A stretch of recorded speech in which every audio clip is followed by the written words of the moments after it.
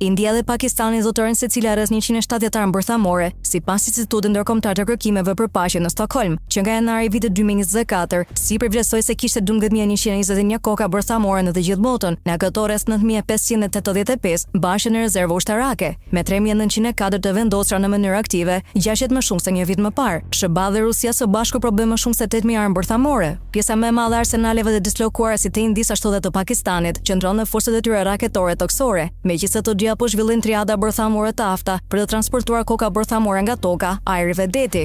Sipas Christopher Clary, një ekspert i çështjeve të sigurisë në Universitetin e Albani në SBA, India ka të ngjarë të ketë një degë ajrore më të madhe se sa Pakistani, ndërsa ne di më pak për degën detare të Pakistanit. Është arsyeshme të vlerësojmë se dega detare e Indisë është më e përparuar dhe më as se sa forca bërthamore detare e Pakistanit. Isa i BBC-s, që nga testimi i armëve bërthamore në vitin 1998, Pakistani nuk ka deklaruar kurzitarisht një dotrinë bërthamore zyrtare.